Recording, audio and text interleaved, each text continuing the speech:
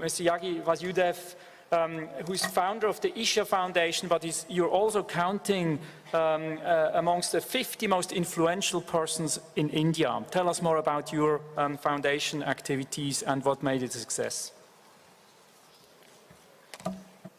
Good afternoon, everyone.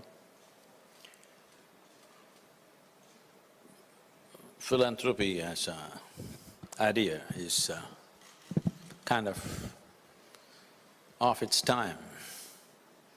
There was a time when the royalty gathered or amassed a huge amount of wealth, and then they gave that largesse to people once in a way as philanthropy, that later became feudalistic lords gathering a huge amount of wealth and distributing it.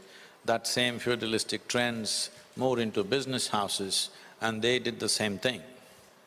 But a time is coming where creating a more inclusive way of generating wealth in the world is more important than amassing wealth and then distributing it.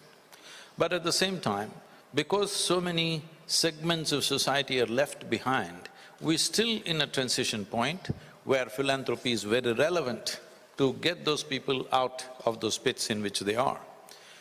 Our activity has been largely focused towards concerns that are there in India of nourishment, health, education and ecology. About making this into a large-scale success, when we say education, we are active in over 4,000 and odd schools in southern India. Ecologically, we are the largest ecological movement in Asia right now, but all people-driven, not money-driven. This is very important because we don't gather funds and then do work. We inspire people to do work with whatever little money they have. We only define what they need to do in the local area and everybody starts doing according to their capability of doing. It is not necessary they have to contribute the money to us and then we will act, because this whole thing has such a huge overhead in gathering the money, hiring the staff and doing it. So this is why we are large-scale volunteer movements. Isha Foundation is run by 4,600, that is 4,600 full-time volunteers and over 9 million part-time volunteers across the world. To just give you a sample of what we did recently, last year in 2017, I launched a campaign called Rally for Rivers, because Indian rivers on average have depleted over 44% in the last 25 years. So many of them are in dire condition. So to raise awareness and to bring about a policy in the country towards reviving or revitalizing Indian rivers. In 30 days' time, I drove from southern India to the foothills of Himalayas and we gathered the support of 162 million people, it's more than Russia's population, okay? That many people participated in the event. In 30 days' time, I drove 9,300 kilometers personally myself and 142 events, 186 interviews to the media, and in print, we had over 4,600 print happening across the country. So why we did this was because democratic governments are there for 5 years. Ecological policies, if you do, they never yield results in 5 years. So no government is interested in taking up something which will take 20 years to show results. So we wanted to put people's pressure on the government, and with this we presented a policy document, a recommendation of 760 pages. Fortunately, nearly 80% of what we said should happen is already becoming policy, and the United Nations also accepted this, and because this is relevant for all the tropical nations, what we have presented. Why I'm talking about this is that this was entirely a people's movement, driven by inspiration, driven by a natural human nature. This idea that a human being is concerned about himself is true because of the way we cultured identities in this world. To just bring you back to ancient ways of doing things in the East, when we want to start education for a child, Always in India, education started at 12, not 6. Now compulsorily everybody is there at 6. 0 to 12 was focused towards making the body and the brain grow to its full size. And only then education, because education was seen as an empowerment. Before you empower an individual human being, it's very important you fix their identity. If you're identified with a nation or a race or a religion or a community, your mind functions only as to how to protect that. So first thing before starting the education was, a child has to take up a cosmic identity. A universal identity was insisted upon. A child should verbally say that my identity is universal. Only then he was empowered. This is what is missing in modern education, that there is no fixing of the identity. We are fixing small identities where we are using all our capabilities to work against each other. Because you belong to one nation, I belong to another nation, you belong to one race, I belong to another race. Endlessly this is going on because we have not handled this dimension of human mind, where identity is always that which determines how your intelligence functions.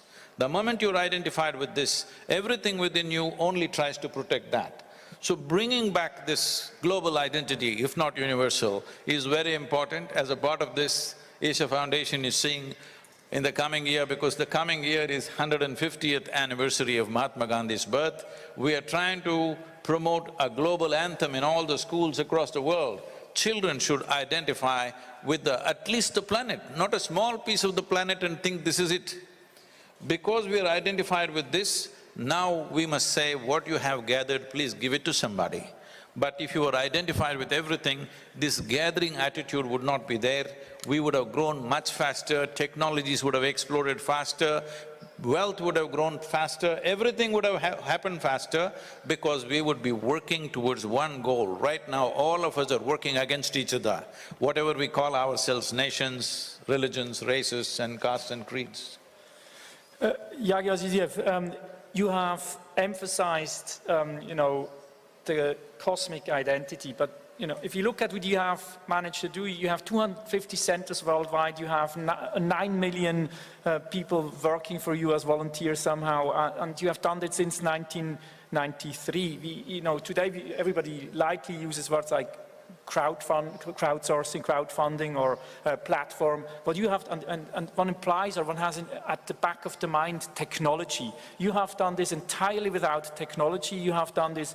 What is the secret of your success? Because the greatest technology available on this planet is the human mechanism. Everything else is just a small drop out of it.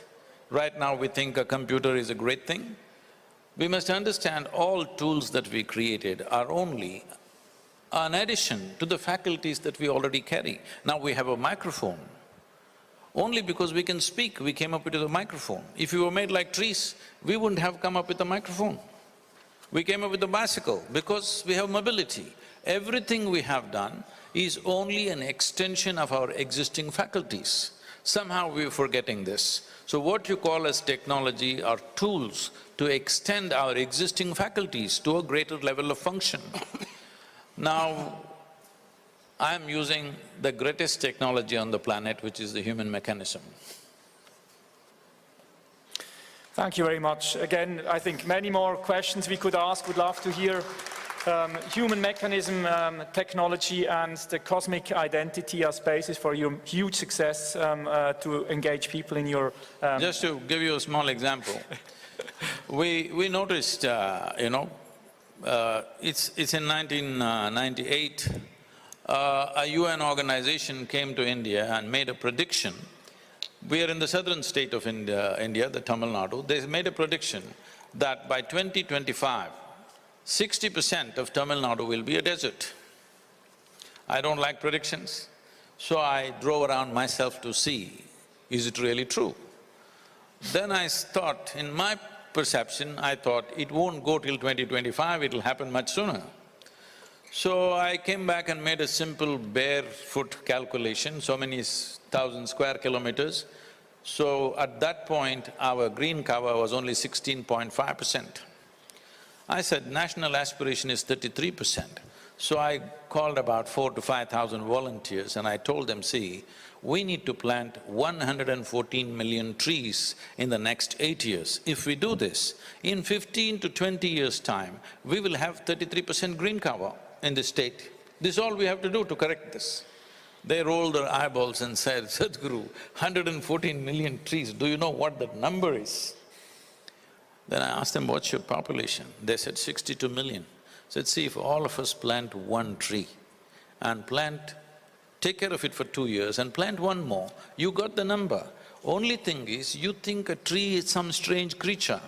You do not understand what you exhale, the trees are inhaling, what the trees are exhaling, you're inhaling every moment of your life.